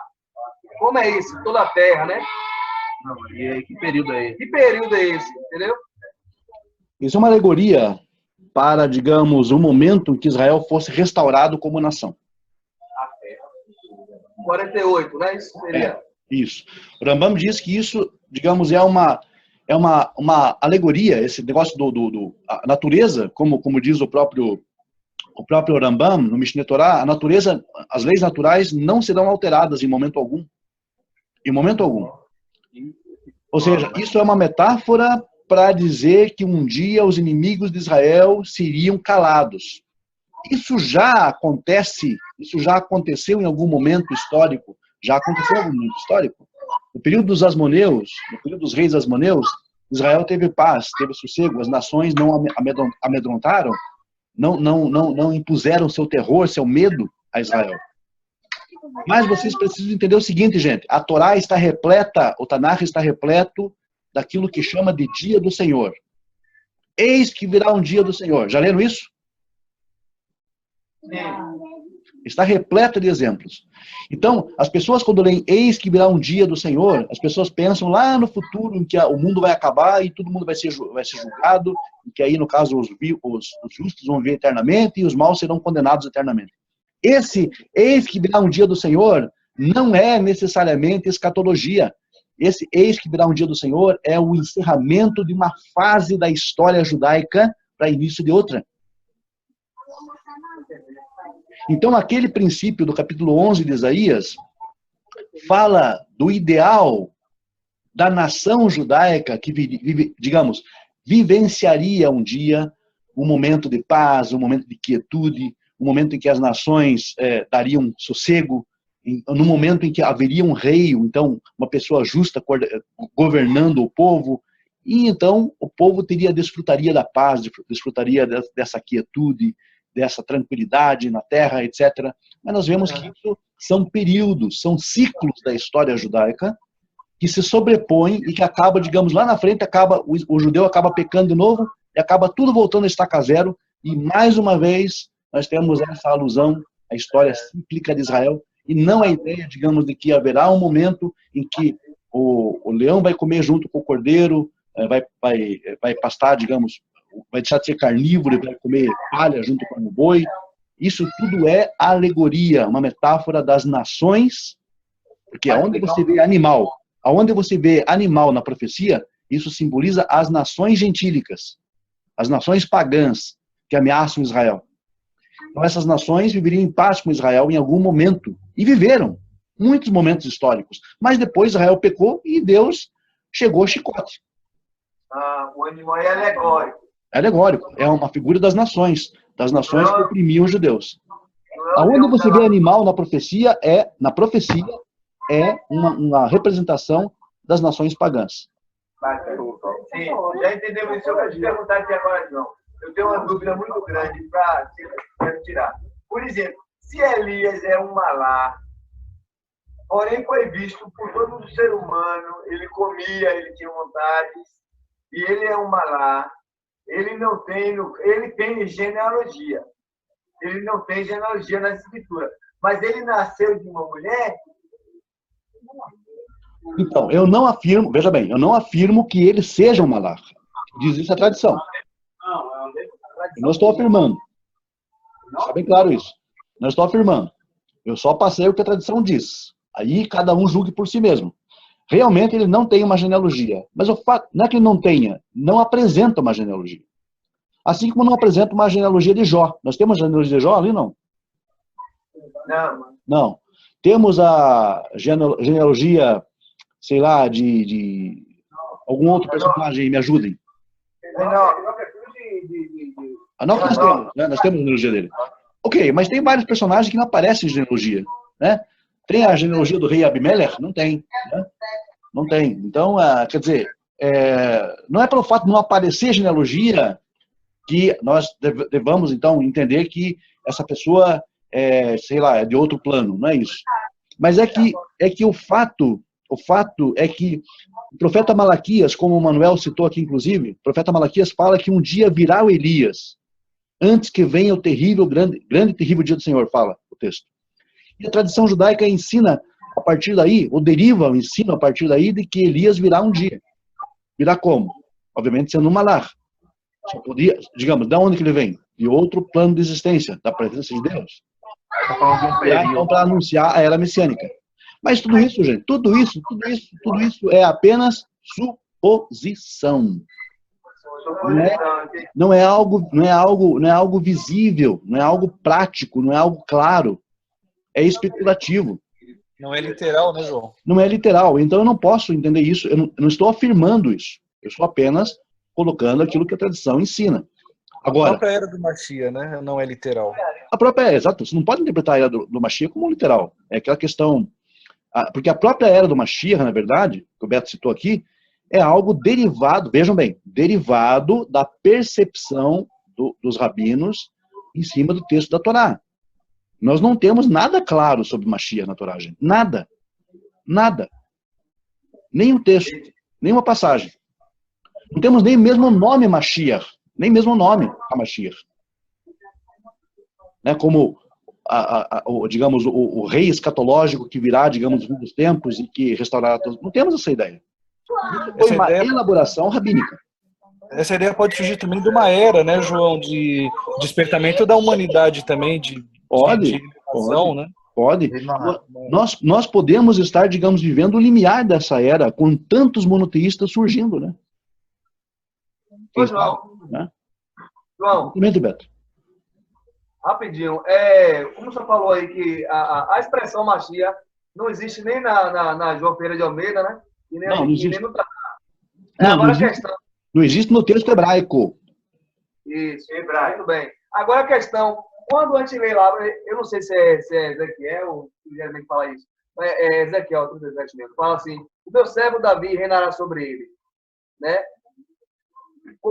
Como pode ter expressão do nome, né? O meu servo Davi. Simboliza o que é isso aí? Porque Davi, nesse contexto aí, ele já tinha morrido já. Porque Ezequiel já vem depois de Davi, né? Isso, exatamente. Então, aí nós temos uma referência, digamos, a primeira referência, veja, uma referência do exílica, da ideia de um rei messiânico. Não fala Mashiach, fala que Davi reinará. A partir daí, então, os rabinos calculam a vinda de um rei, né, que reinará, digamos, em Israel no fim dos tempos, etc. Mas mesmo o contexto do livro mostra que, na verdade, isso pode ser uma referência a um período posterior ao exílio, em que reinaria, digamos, uma pessoa justa, em que traria a Israel, digamos, novamente a obediência à Torá, etc. Então nós temos aí uma alusão em cima da qual os rabinos operaram, trabalharam e criaram a ideia, ou o conceito messiânico, certo? Mas nada é explícito, nada é claro. Essa referência que você citou, Zé, é talvez a mais forte, digamos, sobre um rei messiânico. Mas ainda assim, Mashiach, o termo em si, não está ali. Está apenas que Davi reinará sobre os judeus. Ou seja, aí há uma série de questionamentos. Muitos acreditam que seja uma reencarnação de Davi, que seja um Davi ressurreto, etc. Mas, na verdade, Davi ali está mais para um nome mesmo simbólico, né? Mais metafórico. É muito provável isso. E um rei, digamos, futuro pós-exílico, né? Os asmoneus, o período asmoneu, por exemplo, foi um período de muita paz, de muita tranquilidade em Israel. É provável que isso esteja uma referência direta ao período dos asmoneus, os reis que vieram depois dos macabeus, né? Ô, João, porque essa regra de ter somente um José, somente um Ioda, né? Somente um Yermiahu, isso aí não convém. Como assim? Tem que ter só um Davi na história? Porque se for literal e virar esse rei para governar Israel, por que ele não poderia se chamar Davi novamente também, né? Se chamar Davi. Pode ser. Obviamente, Davi teve muito. Só que quando Deus fala o meu servo Davi, a referência primária que vem na cabeça das pessoas obviamente, é o rei Davi. Aquele que nós conhecemos, né? Ok, gente? Bom, alguém mais, por favor? Senão nós fechamos aqui. Ô, João, só uma questão, João, para finalizar, talvez. Tá bom, com toda a sabedoria, com a Torá, com a Cabala, por que os judeus, eles têm tanta dúvidas em assuntos talvez até simples, como Mashiach? Por que há uma menção, ou somente uma alusão, ou somente uma ideia? Por que não há uma certeza, uma verdade? Porque desses temas, Silvio, esses temas que você citou, Mashiach, por exemplo, acabei de falar para vocês todos que é, na verdade, simplesmente o quê? Uma formulação em cima de textos. O que nós podemos ter certeza é aquilo que está escrito. Aquilo que não está escrito, não podemos ter certeza. Por exemplo, Mashiach é algo derivado de certos pontos da Torá, do Tanakh, de passagens. Ressurreição, mesma coisa. Em cima de algumas passagens que algumas vezes não são assim tão bem entendidas, né? Então aí formula-se doutrinas, entendeu? Questão messiânica, questão da ressurreição. É por isso que existem controvérsias. Por quê? Porque não existe um texto claro. Existe um texto claro dizendo assim, um dia virá um rei chamado Mashiach, que vai então reconstruir o templo, que vai reconduzir Israel para a sua terra, que vai então... Existe um texto assim? Claro. Não existe. Pode procurar, todo Tanakh não vai encontrar. Então, por que existe a controvérsia? Porque não existe algo claro. Quando não existe algo claro, aí há várias suposições. Ressurreição. Não existe um texto claro. Eu mostrei para vocês aqui que vários textos aqui podem ser compreendidos no seu contexto como uma restauração do povo judeu na sua terra. Né? Reencarnação também, Beto, exatamente. Reencarnação é outro ponto controverso. Por quê? Porque não tem nada, absolutamente nada na Torá. Agora, o que está escrito na Torá, será que existe controvérsia sobre, por exemplo, o Shema Israel, que os judeus devem recitar? Não existe, porque está escrito lá que eles devem falar, que eles devem recitar o Shema Israel. Existe alguma controvérsia acerca por exemplo, do Shabat, que eles devem guardar? Claro que não, porque está escrito explicitamente, não tem dúvida daquilo. Mas esses temas escatológicos, temas, digamos, relacionados ao mundo vindouro, etc., há muitas divergências. Há muitas divergências. Eu citei a opinião do Rambam, porque é a opinião mais racional que você encontra. Agora, existem opiniões, realmente, de judeus que creem que vai ter uma ressurreição da carne, como os cristãos creem. Mas volto à questão. Isso porque não existe algo claro. Foi uma formulação em cima de algumas passagens da Torá. E outros tantos, né? Outros tantos. Você vai ver eternas controvérsias entre os judeus mesmo, sobre vários temas, porque não existe algo claro. Não é algo claro que está, digamos, escrito, letra por letra, palavra por palavra, na Torá. Aí é natural que surjam as controvérsias, né? Ô, João, eu fiquei sabendo essa semana aí de uma fonte confiável, né? E ele conhece até o senhor, ele me falou que esse contexto de machete, e ele me disse até que o senhor até sabe, né? Pode até saber também, não sei. Que essa preocupação de Machia, né? De Messias, isso aí é tudo papo furado, que não é um homem, tá? Um super-homem, né? É uma era, é um tempo que virá. Que se chamaram que esse contexto de Machia, muito, aí está impregnado, infelizmente, que a gente saiu de um sistema religioso baseado em homens, né? Em super-homens, né? E em homem meio Deus, meio homem, como tem Hércules, tem várias histórias aí. Mas que a visão do judaísmo não é essa, não é um homem literal, mas é um tempo, uma era que virá. Isso aí procede ou não? Não procede dizer que essa é a visão judaica. Porque o que é a visão judaica? A visão judaica, nós acabamos de falar aqui, são várias visões. Várias visões. Por exemplo, todos os ortodoxos vão dizer para você que é um homem que virá. Todos. É um homem que virá. Os progressistas, os judeus progressistas ou liberais, vão dizer que é uma era. Então já temos duas opiniões aqui. Entendeu? Por quê? A questão que o Silvio levantou aqui agora, justamente pelo fato de não ter nada específico, nada explícito na Torá. Aí, claro que surgem as controvérsias, óbvio. Então, eu não posso dizer que essa é a opinião judaica. Nunca, jamais. Porque há várias opiniões judaicas sobre vários temas. E principalmente esses temas mais complexos, né? Temas com relação a halakha são mais, digamos, mais restritos. Ou seja, nós temos menos opiniões contraditórias, bem menos, na verdade, porque existe um princípio chamado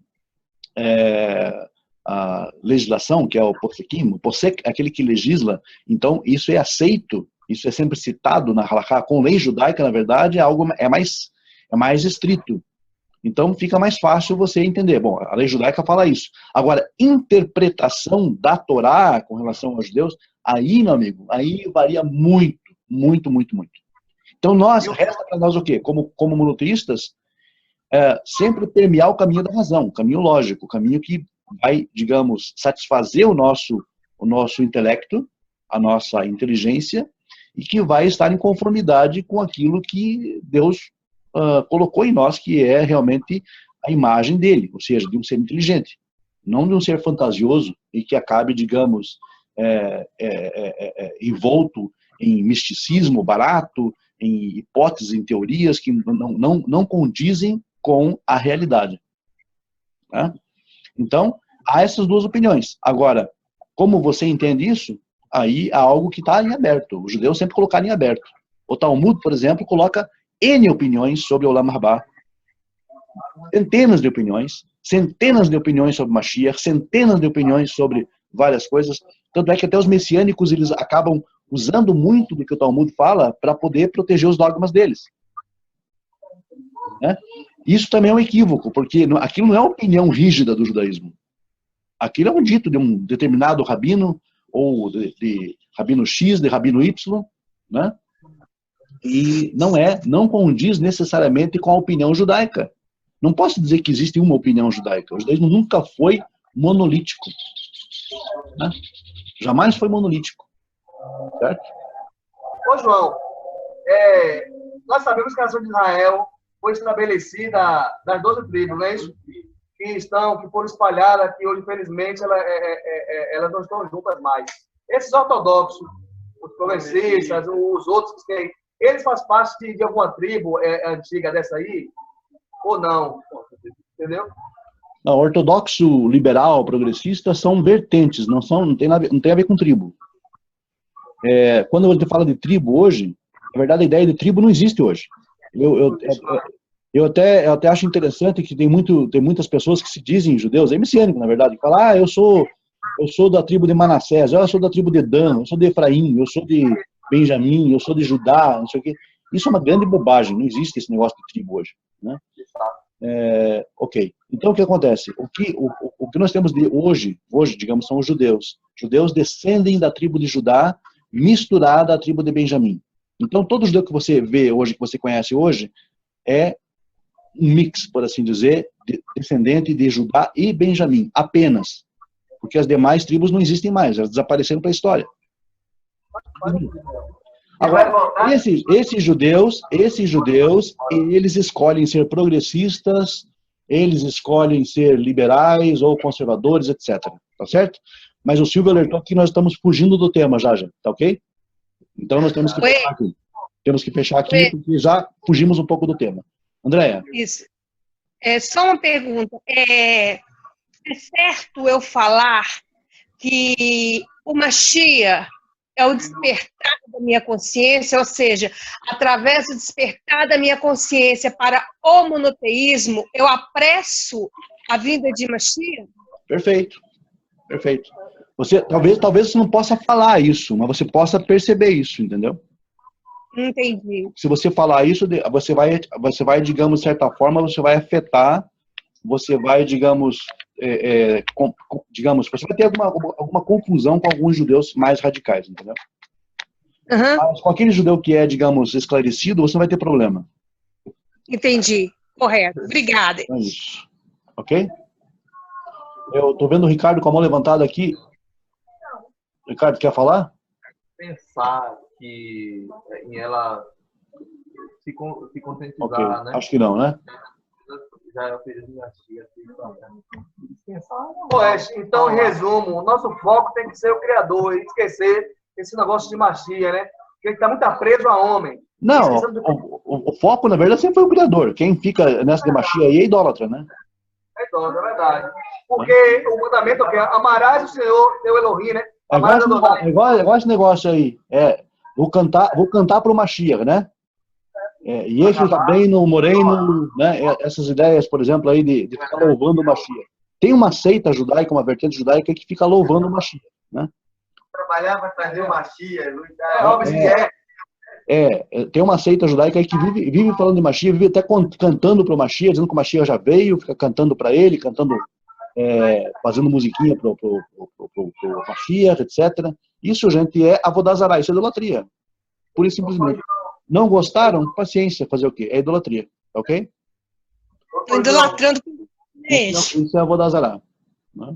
Ô, João, tá bom, gente? Dizer que basta nós ser humano, trabalhar, viver a sua vida, não pensar em nada de futuro. Fazer o bem é o importante. Claro. Viver a vida de forma íntegra para com Deus e para com o próximo, para com a sociedade, é tudo isso que Deus busca de você, mais nada. Tudo que passar disso é invenção, maquinação humana. Já estamos vivendo para eles. Fazendo assim, você encontra a paz e o sossego, a tua mente sossega. Né? Do que ficar pensando, digamos, do que vai ser do amanhã, né? Daí vira aquele samba, né? O que será o amanhã, né? Aí vai bola de cristal, jogo de búzio, cartomante, etc. Né? Acaba dando nisso. E nós não podemos ficar nessa, né, gente? Então, razão em primeiro lugar, consciência de mundo, visão, digamos, de mundo, visão de sociedade, visão de família e integridade com Deus é o que nos basta. O resto é conversa fiada, o resto é invenção humana e o resto é perda de tempo, ok? Então, gente, tudo bom para vocês? Vou encerrando por aqui. A gente vai disponibilizar esse vídeo gravado para vocês no YouTube e lá no grupo, tá? Fiquem com o Hashem, então, muito obrigado pela presença de todos, a aula foi muito bonita hoje, estava muita gente aí interessante. Boas-vindas, mais uma vez, sejam bem-vindos aí os novos, né, os que estão presentes conosco pela primeira vez, Tudo de bom, gente. Forte abraço para vocês. Uma boa semana, Shavua Tov. E até lá. Obrigado, João.